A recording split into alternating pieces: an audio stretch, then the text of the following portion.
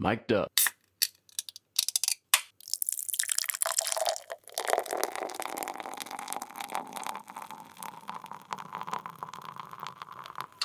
Hey, everybody. Welcome to Highlights from Lowlifes here on the Mic'd Up app. Glad you could be with us tonight. It is a weird weather in California, but that's all right. We're going to get by and entertain you for those of you in Southern California with the stay-at-home order. So anyway, thanks for joining us on the show. We are the Lowlifes. With us tonight, we have Rob Weber, or Webby, you'll hear him called, Jeff Jonesy Jones, and Terry Tiger Lee. I'm Robbie Lanterman, and thanks for joining us. We are four guys that have played in the same baseball league for a number of years. During the pandemic, we did online happy hours like so many of us did to try to make sure that we maintained the relationships. And those calls evolved into kind of a top 5 ranking thing. And the more people we talked to about it, the more people said they really liked that idea and thought we should do something with it. So here we are. Tonight's topic is a fun one. It is the most memorable stadium or ballpark foods. So it doesn't have to be the best, although I think most people are probably tending towards that, but it's definitely some memorable food. And we don't care if it's high school, college, pro, any sport, it doesn't matter. It's a memorable food experience at a stadium or a ballpark. So it looks like we're about ready to get underway here. Number 5, huh? Terry, number 5. Thank you. Terry, why don't you start us off? Well, let's start with my number 5. Hey, where's my homework? Uh-oh, he brought props. He brought props. One thing to do. That's on the back of my show outline. If I'm doing this, that's what's happening here. Number 5. Well, they had to. Oh man! So we just came back from Wrigley Field, and I had to have a Wrigley dog, the Chicago dog. Yeah. With the neon relish, and it's great. That's my number 5. I loved it. It was good, but it took everything I could to try to bite into the neon relish. Yeah, there's something about the Chicago dog at Wrigley Field, and I mean that ballpark smells like baseball, right? Yeah, it does. Yeah. And yeah. All right. Cool. Jonesy, number 5. All right, mine is not specific to any one ballpark, but I know I think we've all had it, and I think Rob just had it a couple days ago. Who can beat the helmet nachos? It's a big thing of nachos, and you get to keep the helmet and put it on because it's, it's rated. It's safe. You can wear it on the field. Trust me. But don't do like Rob did. Wash it out before you wear it. He was a little cheesehead that night. You're wrong, Jeff. If you don't wash it out, it will not fall off. So yeah. Oh, okay. Just sticks. Melts in with the hair and sticks. I see. All right. Helmet nachos. Helmet nachos, number 5. Good pick. All right. So, Rob? Mine is also the helmet nachos. I have grown to love them. There are different flavors. There's chicken and beef and all the fixings. It's a full-size wearable helmet that says on the inside, "This is not a protective helmet, Jeff." That's just guidelines. The helmets at the Stockton Ports game that we get these at, I have a dark blue, a light blue, and a red now. So now it's become more about getting the helmet than actually eating the nachos, which is not a good thing. But I think it's a good move by the Ports. I think that the helmet with nachos is $15, and they say they sell them pretty frequently. So I think we're going to start seeing a whole bunch of people with red and blue helmets walking around plastic. Well, Yes. but how many different nacho helmets have you collected? I now have 3. Yes. Yes. And what are those? It's very important for a 61-year-old man to have a collection of plastic helmets. And I do. Nacho pomade. And how long before they end up on Macari? Well, they're already there, Jeff.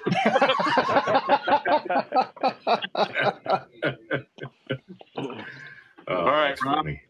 What do you got? All right. Well, my number 5 was a very decadent item. Had it at back when it was Bank One Ballpark, the Bob in Arizona, at a Diamondbacks game. They had the D-back D-bat, and it is an 18-inch bacon-wrapped corn dog stuffed with cheese. Wow. Yes. Oh. Yep, exactly. That's gluten-free. Well, no. That's a long bus ride home, man. Well, the funny part to me was, it's like bacon wrapped. Wow, like it's already a cheese stuffed corn dog, right? They used the bacon to hold the thing together.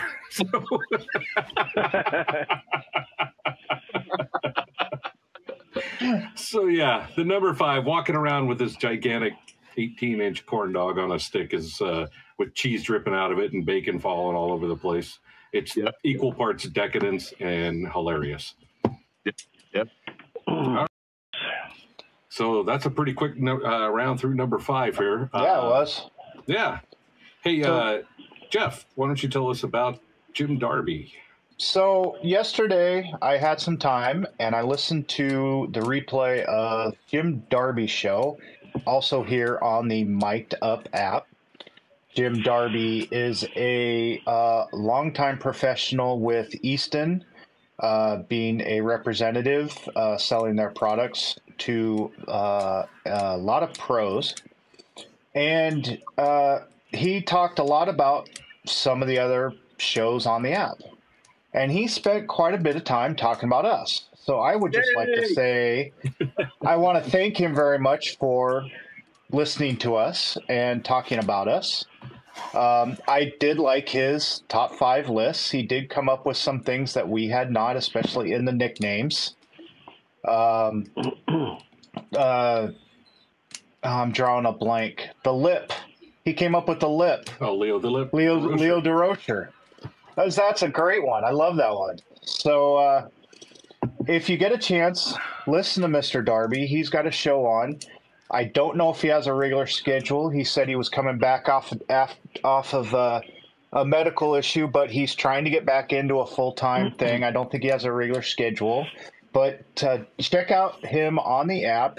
And when you get onto his site and one of his shows, click those like buttons, click those follow buttons, so you know whenever he puts out a new episode. Yeah, right. I think he has one coming up on Wednesday the 30th. Very cool. It should show up in the app. Hey boys, what are you drinking there? We're jumping ahead a little bit, but sure. No, I mean, all this talk about nachos and making me thirsty. Good thing we do a pre-show. I've got it all, right? Well, why don't you tell us what you're drinking, and then you can give us your number 4 pick. I didn't mean to jump ahead, but man, I opened it. I need to mention it. It's an Almanac Slow. It's a West Coast Pale Ale. It is, like I said last time, it's happy, chill, and hoppy. It's great. It's really refreshing. So give this one a try. It's just like you, Terry. Happy, chill, and hoppy. Yeah. Unrestrained. Unrestrained. Okay.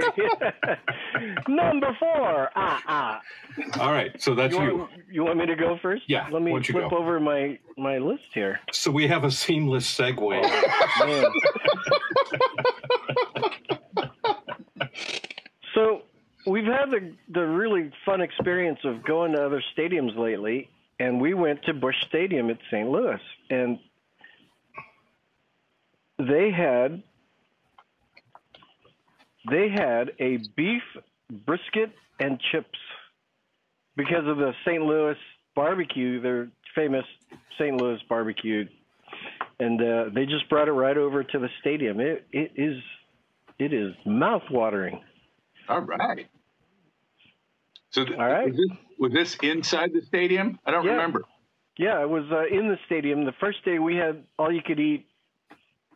That's right. Ballpark food, but inside the stadium I had the barbecue. It was phenomenal. I saw goodness, and their sauces are great too. I don't remember what I ate for lunch in the stadium, but I did see a pizza place that had an 18-inch slice too. Oh yeah. That gigantic slice, and then the helmet full of donuts, which I was stunned that Weber didn't get. Because it wasn't nachos. That's right. I would say Weber had nachos there too, but he had a crown. We'll show that to you later. At Royal Stadium. Yes. All right, Rob Webb. What's your number 4? So those of you who have been out to whatever they call the Giants ballpark these days, is it AT&T? Are they the sponsor now? I just call it Cold. It's where the Giants play. We still say Pac Bell in my family. Pac Bell. That sounds good. Yeah. Candlestick.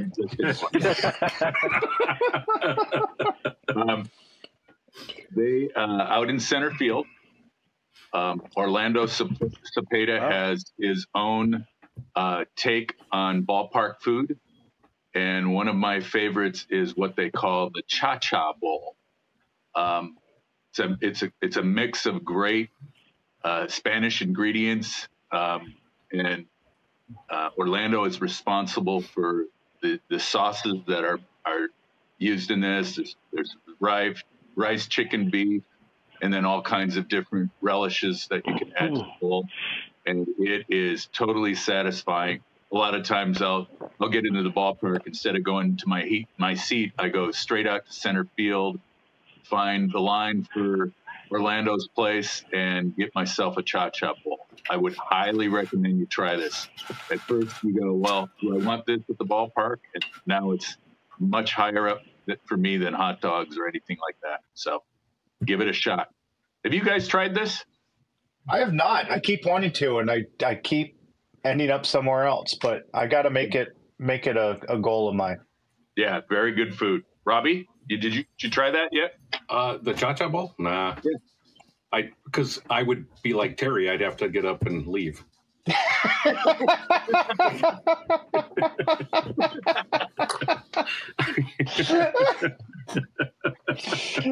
Oh man. No, and you know what? I actually stayed away from Oakland and San Francisco for my list tonight, only because those aren't really necessarily memorable to me. It's the kind of the stuff I get all the time. So that was my rationale, which is usually off base. And no, I get it. I get it. This is just radically different than most ballpark food. This is true. Actually, my number 4 comes from Citizens Bank Park in Philadelphia, and I saw a couple other people referenced a couple other items at the Phillies game, and they do have really great food there in several different parts of the park. But I actually really like Bull's Barbecue, and cool.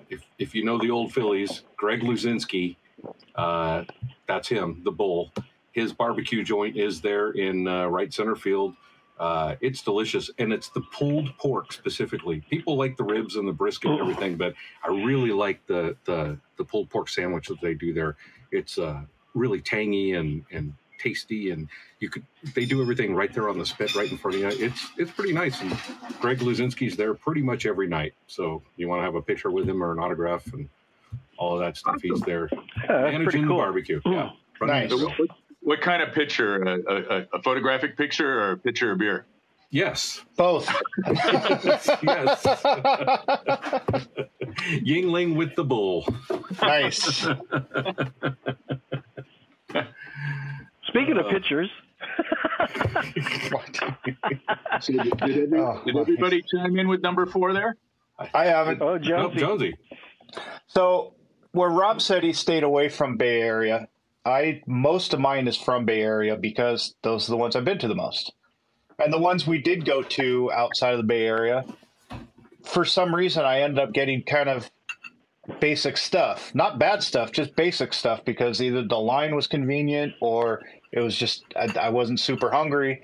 So a lot of hot dogs, basic stuff, nothing too fancy at those other places. Or like in St. Louis, where every line I went to, either their food machine crapped out or their credit card machine crapped out. I tried to go adventurous at St. Louis, and they wouldn't let me. So,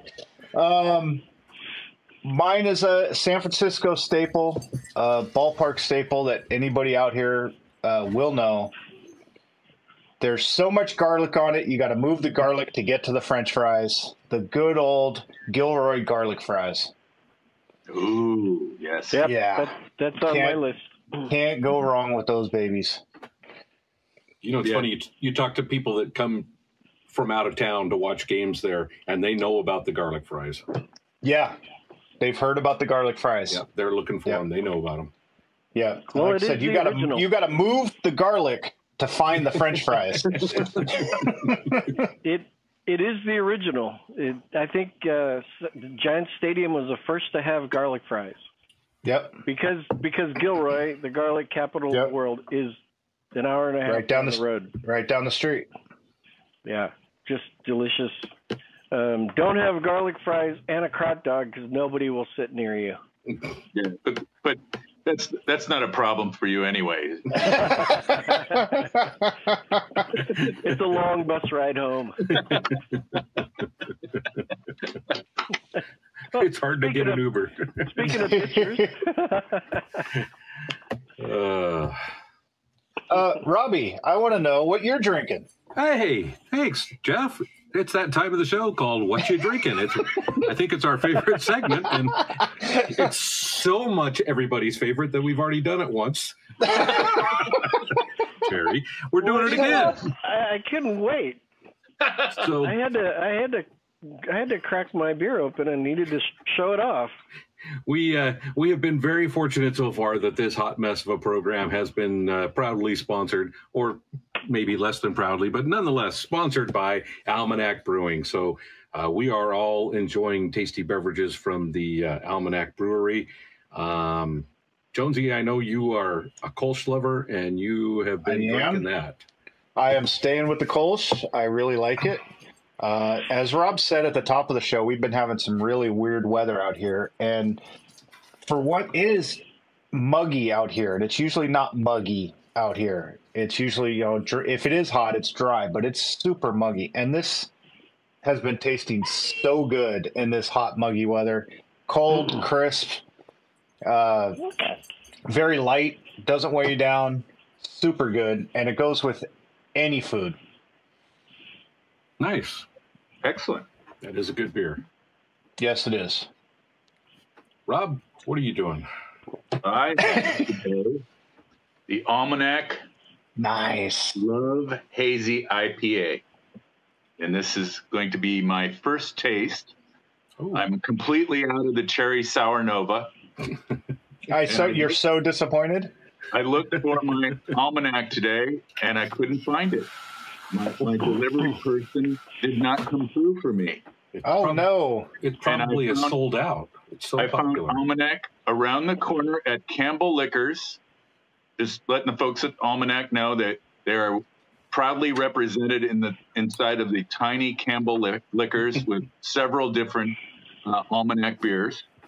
And this is my neighbor Dave's favorite beer. He's a huge IPA fan, and this is his favorite of all the IPAs right now, the Love Hazy IPA. Cheers. Very nice. I like a good IPA as well. One of my concerns with drinking an IPA is that they are heavy, and I can only have one. But in this case, this is something I think you can have a couple and be comfortable. You won't be full, and it's refreshing. IPAs get a bad name sometimes, but try this one, the Love Hazy IPA.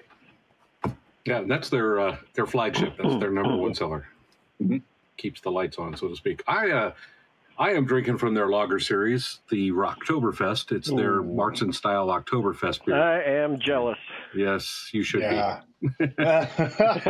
This is delicious because it's got a little darker character to it. It's not a straight up yellow lager, little brown, kind of the malty flavors come through, but it's still clean and refreshing and easy to drink. So this is delicious. And with Oktoberfest coming up, and of course, I don't know if you can see the pumpkin on there. Nice. Oh, yeah. This is going to play well all the way through the month of October. Nice artwork there. Yeah, great can and great beer. Boy, great beer. If you can find the Rocktoberfest out there, I know it's limited supply, so if you can find it, grab it. So all of you adults that are hosting, trick or treat for the kids, if you get an adult come up, this is a great gift for their basket. Yes. Stop one of these bears in. Yeah. Trick or treat.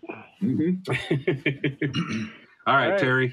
Cheers, everybody. Right back at you. Terry's got the Flow Pale Ale, by the way. Yeah. Not too hoppy. I think I explained it 2 segments ago. Ad nauseum. It's a Flow Pale Ale. So for those of you that are learning a little bit about Terry, he's a former actor, so it's very apparent that he's taking direction well. He's like the Liam Neeson of the four of us. I just have to keep my list straight, but it just happens to be on the back. All right, let's get out of this before it just careens completely over the cliff. Number 3. There we go. Start us up again, Terry. Oh, you want me to start again? Okay. Yeah. Got to keep you focused. Well, I was with Jonesy on the Gilroy garlic fries at Telephone Park. Pacific Bell, Pac Bell. Okay, Oracle. So I'm gonna skip up to the next one for me, and then I have a honorable mention that I'll bring up later. Okay. Anybody who says, what should I have at your stadium besides the Gilroy garlic fries, but you're going to tell them to get them both together, is the Crazy Crab Sandwich in center field. Or I think there's another one on the third deck. Yes. So that is absolute San Francisco. That's a San Francisco delight right there. The Crazy Crab Sandwich. Very nice. It is again mouth-watering. It is so good. So it is named after the worst mascot of all time, right? Yeah. Wasn't the slogan "Come to San Francisco and get the crabs"? I mean, I'm pretty sure that was it. All right, Robbie, number 3. All right. So my number 3 could easily take the number 2 and the number 1 spot. My 1, 2, and 3 are really close. And but I went ahead and put this at number 3. It is a traditional item. It's the Fenway Frank. And if you've not been to Fenway, they boil the hot dog, then they grill it. So you get the juiciness from the boiling, and then they seal it in with the grilled part. And they put it on that New England-style bun where the bottom is flat, and then it wings out to the side. So it's just a real treat. And it's got that crunchy snap to it, and then it's still like a juicy hot dog. And we'll see a little later on, Terry. But it's just something about being live TV. Maybe he got hungry. Maybe he's on his way to Fenway. Anyway, there's something Fenway's like Wrigley that just smells like baseball from 100 years ago, and stale beer and all those other smells that are there, and just that dog is so satisfying in that park specifically. It probably tastes like an ordinary hot dog any place else, but when you're at Fenway and you bite into that thing, forget about it. Yeah, that's good stuff. Yep. Agreed. All right, Rob, I think that brings it to you. Okay, so we talked earlier about memorable food experiences, and sometimes they're not good experiences. Hey, Rob, did I miss something? Yes. Yes. Right. It's a pre-show meeting, apparently. Folks, why don't you hold on a few minutes while we bring Terry up to speed? Previously on Highlights from Lowlifes. I have, this is my first grievance food. How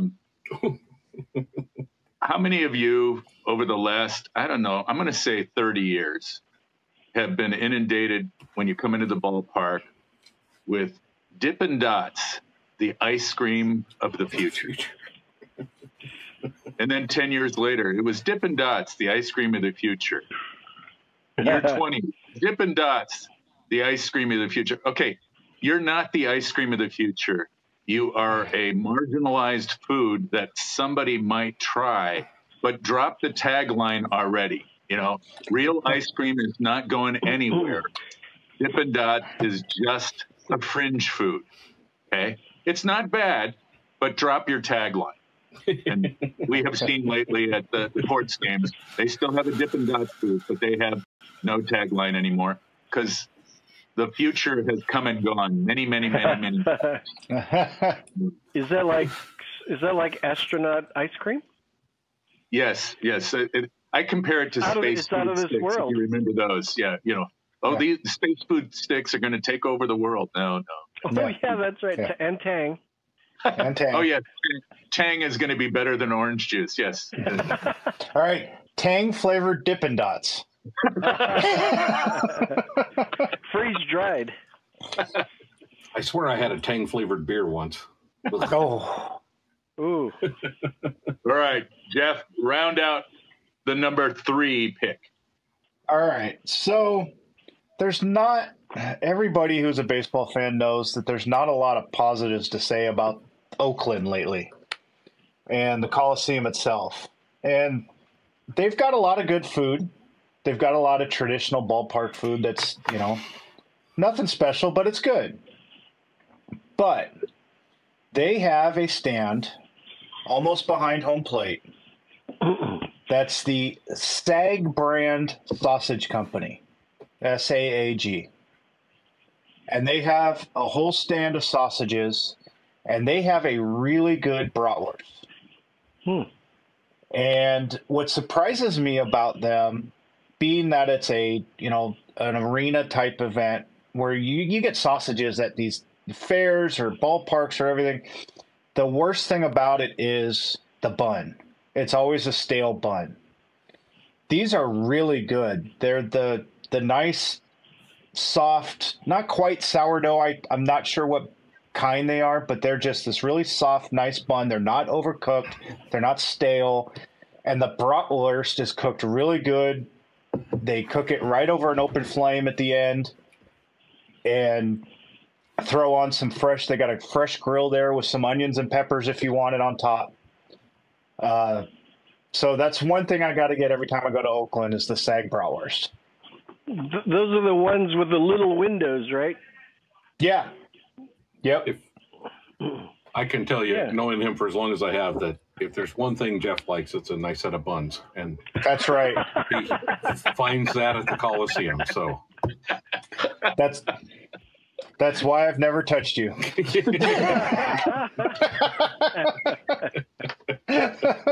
Well played.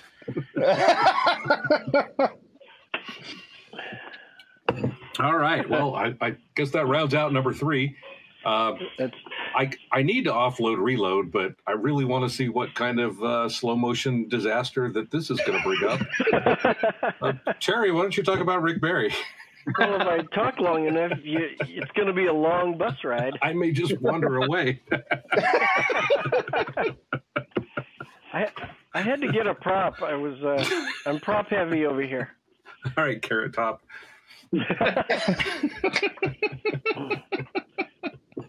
So do you guys remember Rick Barry? Yes. We do.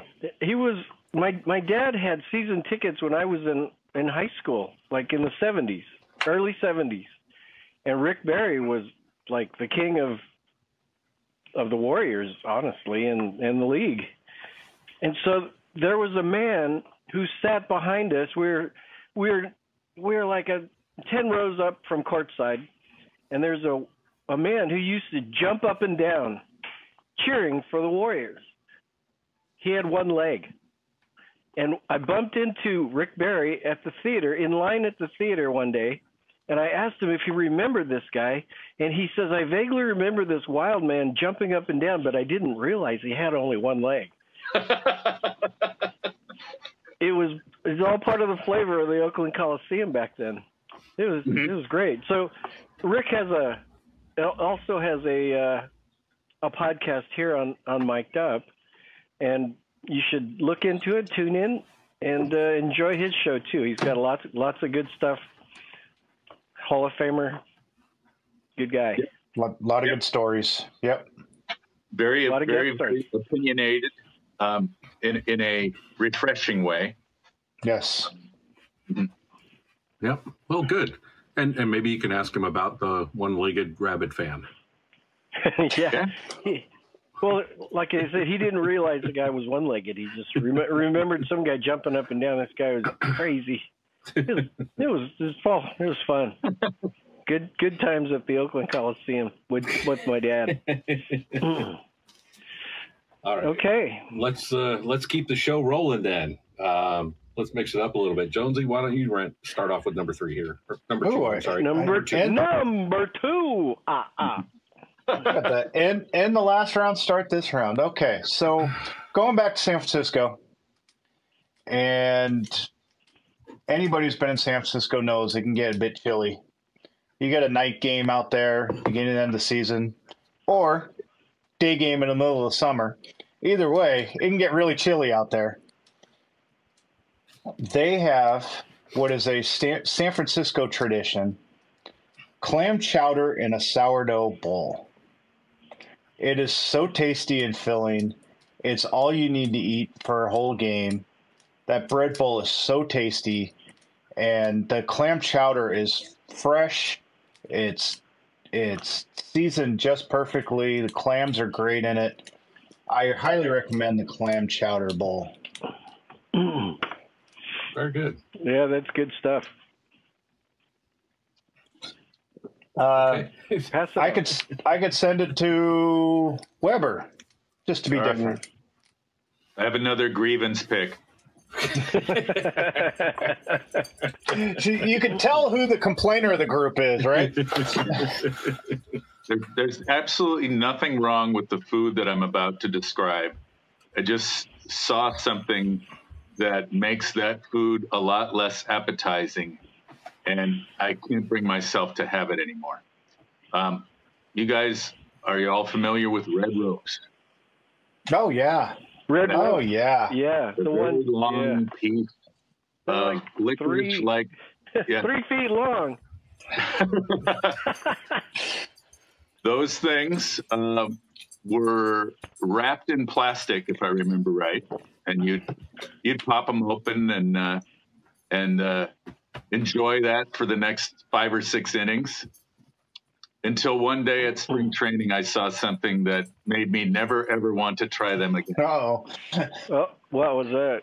So I've had my spring training tickets for about 35 years now, and I remember back in the day going to Giant spring training in Scottsdale, Arizona, and there was a little old man, probably 120 pounds soaking wet, and he was a beer vendor.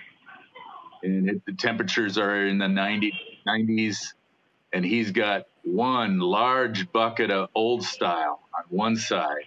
He's carrying that. On the other side, he's carrying another large bucket of Bud on ice. Those things have got to be weighing 20, 30 pounds each, and he's carrying them.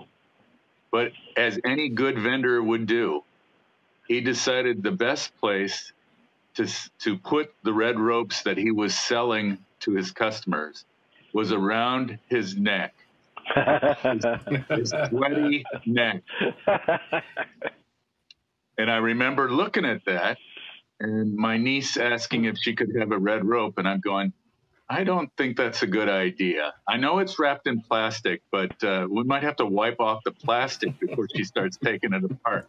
So this guy's working really hard, isn't he? He's working really hard. He's 220 pounds. If you order a red rope from him, he's got to set down both of those buckets to unwrap one of those red ropes from around his neck. And by the time that happens, you don't really want that red rope. So, yes, this is one of those things where I've been trained like Pavlov's dog. If I ever see a red rope, I start gagging. So, you remember Wayne's World in the Mirthmobile? They took out the dome light and put the red rope dispenser with a little cutter.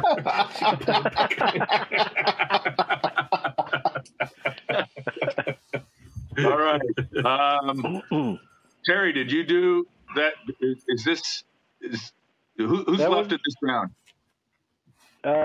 Terry and Robbie. Okay. Terry. You pick. Okay. My number 2 is the Sheboygan Bratwurst. And Sheboygan Bratwurst, I found out, I did a little research. It is it's from Wisconsin, Sheboygan, Wisconsin. It is one of the most popular ballpark bratwursts in the country. So they distribute all over the place. And that's my favorite bratwurst at the ballpark. And if you can get one that's freshly grilled with the onions and peppers and mustard and sauerkraut, that's the one to get. That's my favorite. Did you get one in Milwaukee? Sheboygan bratwurst. Did I get? Yeah. Oh. They had them at Brewers. Of course they did. That's their, I think that's their number one sausage there. All right, Robbie. I guess that leaves me. Well, I'm going to stay in Wisconsin. This goes to Miller Park here. I got the Wisconsin Ultimate cheese curd fries. Oh, ooh. Those were delicious. Wait.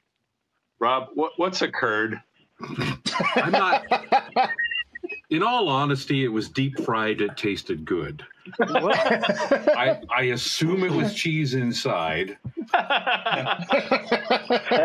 So this is a bed of fries with a bed of cheese curds on top, with some more cheese on top of the cheese curds, and then chopped bacon. And it wasn't like bacon sprinkles; it was chopped up bacon.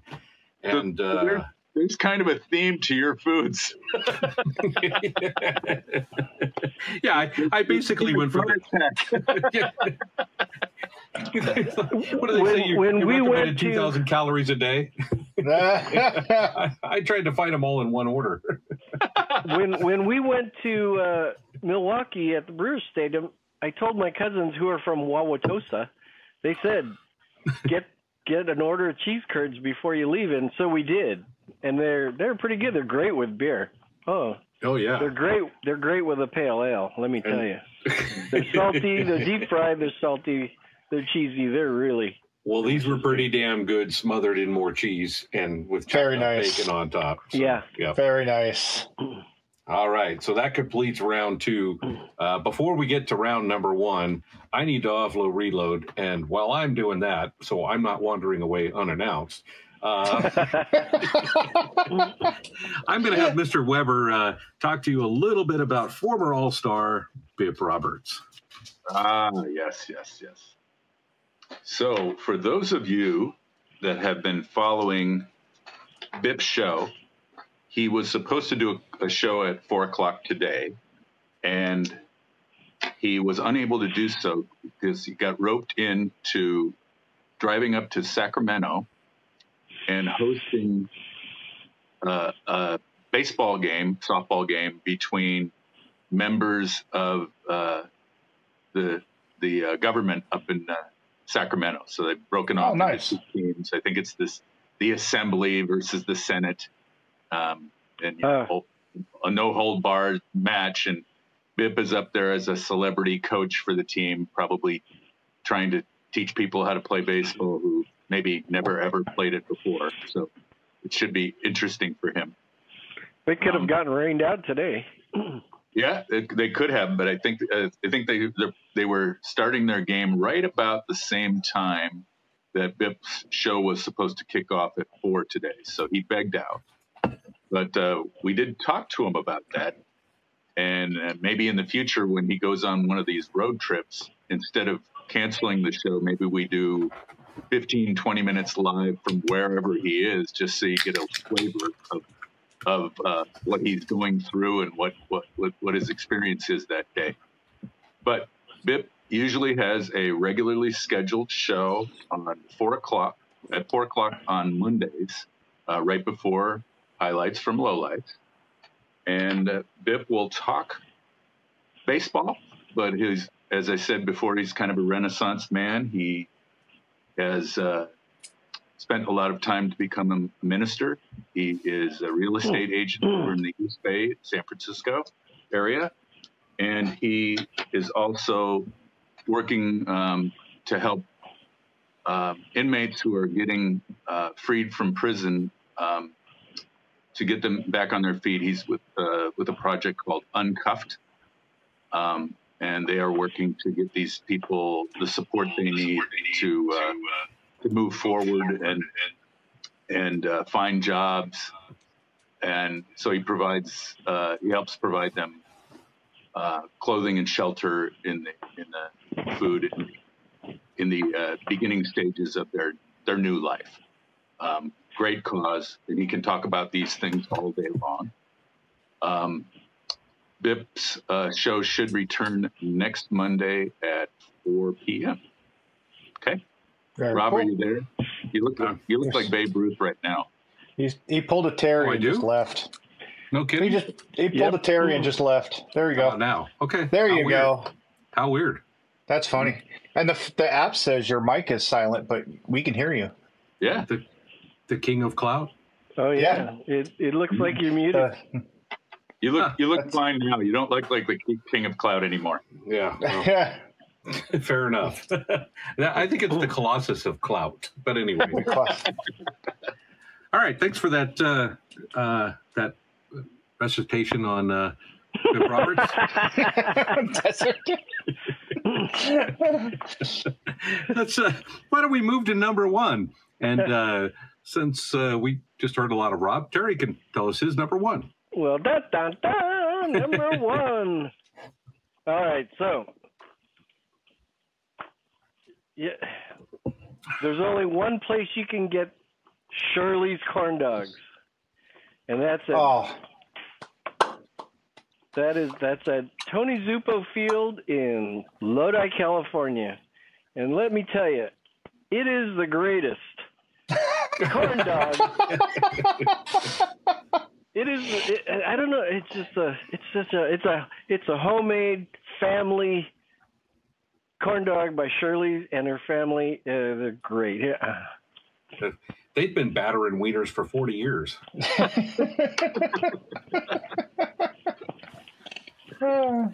True story. So Yes, it is. the Shirley that you're referring to is Shirley Michaeloff, who passed away 3 or 4 years ago, and her family is still using her secret recipe. Man, they're delicious. Yeah. So what happens is we went to the baseball tournament, and I ordered 6 to go, 6 frozen, and here you go. Well done. Hard to argue with that choice. Sorry, Very nice. that's why I ran off to get a prop. That was my prop. Fair All enough. right. Webb. Oh, okay. Number one. I thought you were tired of me talking. All right. I'll try to keep stick it a brief. corn dog in it. My favorite memories at Dodger Stadium, and I know it's not the Dodgers. Sorry, I know you guys are all big Dodger fans, but it's the Dodger Dogs. You knew you were at Dodger Stadium because of that Dodger dog. It was made by Farmer John, a longtime sponsor of many baseball teams, but Vin Scully used to always talk about him on the broadcasts. Dodger dogs from Farmer John's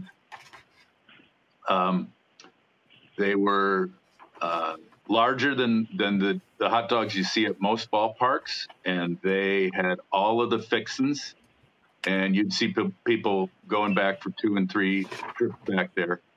It's very, very quality hot dog, and they've been that way for years, and they won't skimp on it. So if you're in Dodger Stadium, you gotta take on the long time tradition of trying a Dodger dog. It's a must. So when I lived in Los Angeles, I lived there for about 12 years, and you'd always go to Dodger Stadium to see your team.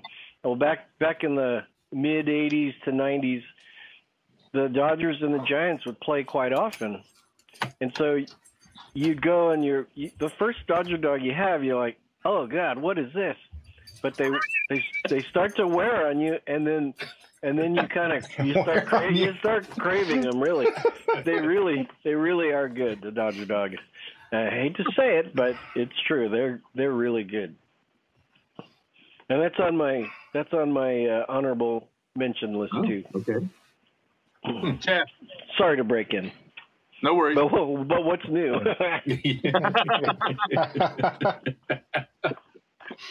Yeah, number 1, food experience. All right, so I'm sorry to do this, but this is going to be a little serious. Uh-oh. So this is based on memory more than the food itself. But when I first started going to ball games, my parents would take me to the Coliseum. A lot of times it was against the Red Sox because my mom was from the Boston area.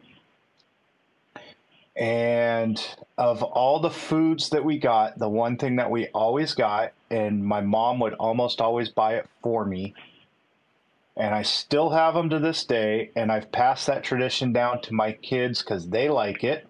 It's not as serious for them, but they like the food, and I know my wife likes the food. It's the very basic, very simple, but very tasty chocolate malt. Oh, just the cup of the chocolate malt with the wooden spoon. And I just remember my mom buying it for me, and we would sit there and we would eat it every time we went and saw an A's Red Sox game. And I still have my wife still likes them. I'll get my kids do the Dippin' Dots too. So gotta Dippin' Dots. But apparently that's the ice cream of the future. That's right. They're from the future, but they also like the past. So The future, kid. apparently they're marginalized. Yes. So Jeff, I have a question. Yes. The wooden spoons. There's some articles online about the taste of those. And sometimes they vary from ballpark to ballpark. Well, I have not noticed a difference in taste, unless it's the water. The water used in making in the wood plant. The thing about the malt is the thing is such a rock hard frozen hunk of ice is you have to roll it in your hands to loosen it up. Yep. Then you can't feel your hands. But if you didn't have if you had a plastic spoon, it would never make it. It would bust easily. The wooden spoon is key on the chocolate malt. Yeah, they're great. But I haven't remembered one of those in a long time. So Thanks, the list was memorable, and that brings back a lot of memories for me. Do you remember Candlestick Park? It'd be 38 degrees, the wind ripping, and the guy's going by malted malted ice cream. My mind is going to buy that. Oh man! All right, Robbie, bring us home. All right. I guess I didn't realize I had a theme going, but apparently I did. It is still the best sandwich I've ever had at a ballpark or a stadium or an arena. And this goes out to our dear friends in Kansas City at Kauffman Stadium, the Kansas City barbecue burger. Ooh, nice. And I had to go back to remember all the ingredients. I had to go back to my my photos from the trip, and I found a picture of the burger. So near as far as I can tell, besides the great tasty bun that it was on, it was a steak burger, a couple of slathers of cheddar cheese, pulled pork, onion rings, and barbecue sauce. Nice. Yeah, that was one of those. Who was it? Rodney Allen Rippey that couldn't get his mouth around the burger, right? Too big to eat. That gigantic Kansas City barbecue burger. Look at Terry's frozen screen. Frozen again. I think he's drooling. Drooling.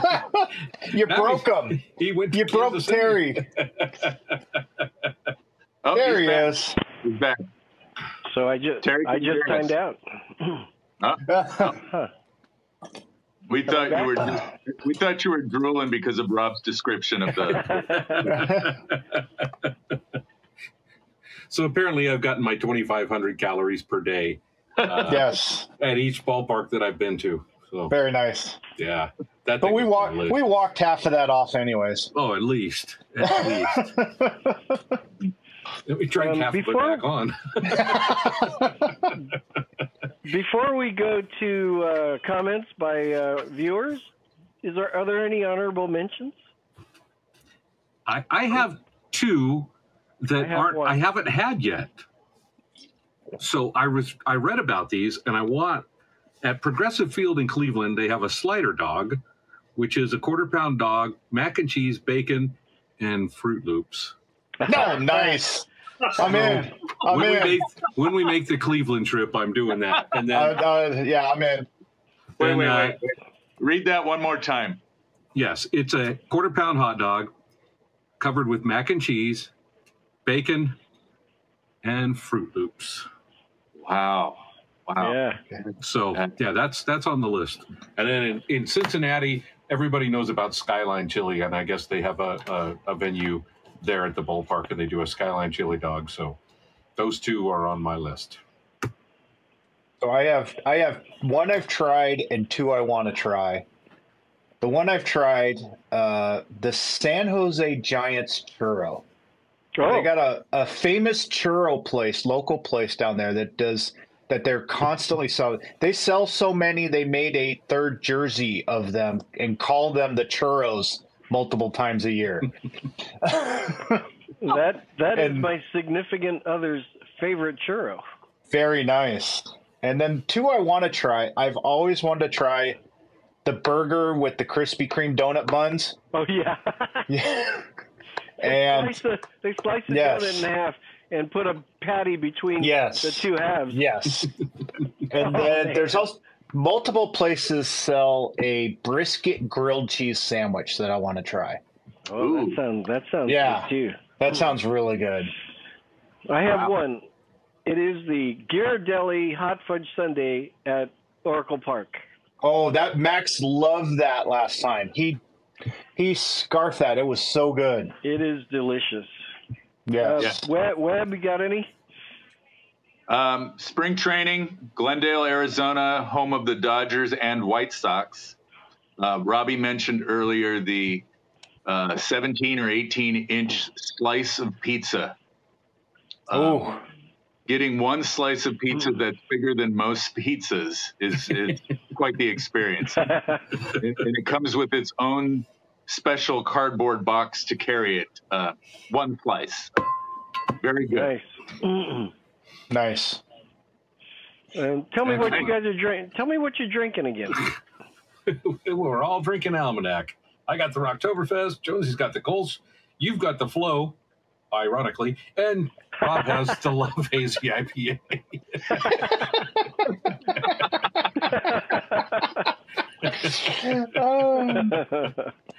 So do you want to hear from our loving and adoring fans? Yeah, let's hear what's out there.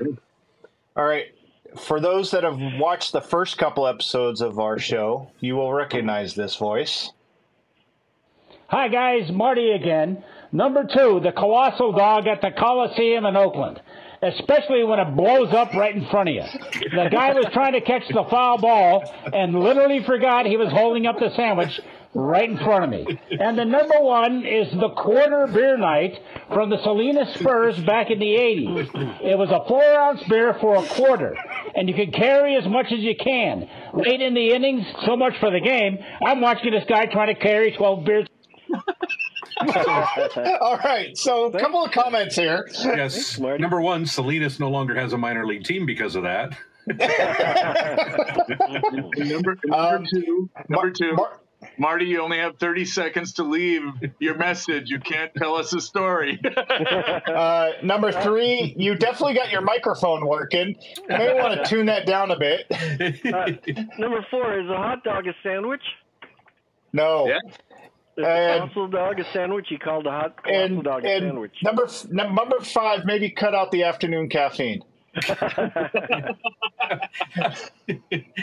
about an honorable mention for? Well, I guess it's arguable is beer food, because yes, and beer's a given. Oh, then okay, that would be my number one. I need to redo my list. You guys have messed me up.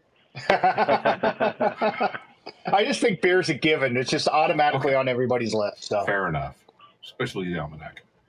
All right, we've heard from him before. Our buddy Hammy. Howdy, gents. Top 5 foods from ballparks. I'm going to go with number 5, the Uncle Charlie's cheesesteak at Citizens Bank Park in Philly. Number 4, the Crazy Crab Sandwich at Oracle Park. Number 3, the Gilroy Garlic Fries at Oracle Park. And number 2, the Chicago-style dog at the Cubs game in Wrigley. And number 1, the Boomstick, Texas Rangers 2-foot-long glizzy, man. Ooh. 2-foot-long what? The Boomstick. I need to try this. Well, what's it? A 2-foot-long glizzy, did he say? Glizzy stick? All right. Boomstick. You got me on that one. It's time to Google here. Yeah.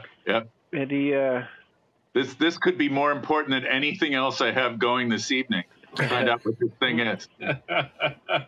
what else? What was? All right, what it is a 2-foot-long hot dog. Wow. It has. You have to fold it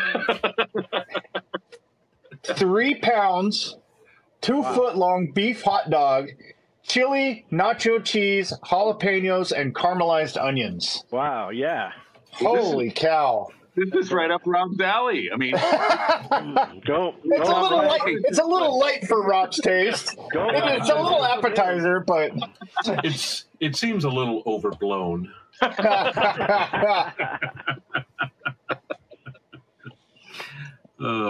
And I know this guy, Big Juicy.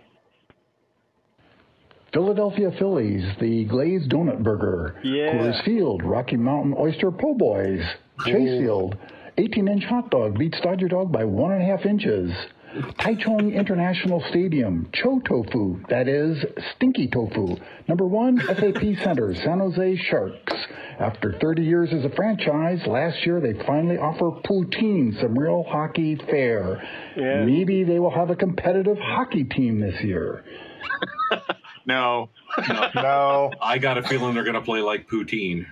So I have an issue with one of the things on Dave's list there. Big Juicy mentioned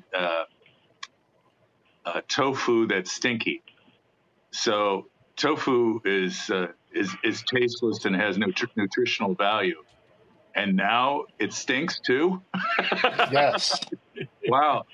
I mean, there are so many things that attract me to trying that it's not going to happen. No. Not going to try the stinky tofu. But it was our first international offering. Yeah, I was just thinking about that. In Tokyo, they have the takoyaki, which are the octopus balls. Man, they're so delicious. Right in the stadium, I had to have some. Next time you go to Tokyo baseball game, you got to have that. That is on my bucket list, is go to Tokyo baseball. So Jeff, it looks like Big Juicy just responded to my comment. Oh, all right. What did he say? Hey, it's so stinky that the city of Taipei doesn't even allow these restaurants within its city limits. Wow. And this may be, I can't tell if this is a response from Marty or if this was meant to be part one of what we heard earlier. Hey, Lowlifes, it's Marty. The top 5 picks. I'm going to go 5, 4, and 3. 5 is Thirsty Thursday. At any ballpark, anytime you can get cheap beer, it's got to be a favorite. Sounds like The he's number already 4, the bacon-wrapped foot-long hot dog at the Aces ballpark. And number 3 is the corn dog at Stuck in Lodi. More later. Yeah. So now I know. Hey, Marty, got you covered, buddy. So you played part 2 first, Jeff. Yeah, I didn't realize that based on how it was ordered in here. That's really the only doubled up we have was the Tony Zuppelfield corn dog. Yep. Yeah. So, Well, it's a popular one. all right. Well, And that's it for the comments.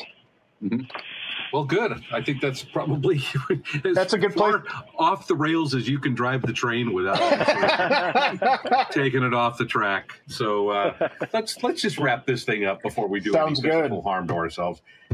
Thanks for tuning in. We are the Highlights from Low Life show here on the Mic'd Up app. Special thank you to Almanac Brewing for continuing to supply us some beer and doing a great work out there. If you get the chance to go out to Alameda in California, please visit the Almanac Brewing and tell them you saw them on the Highlights from Low Life show.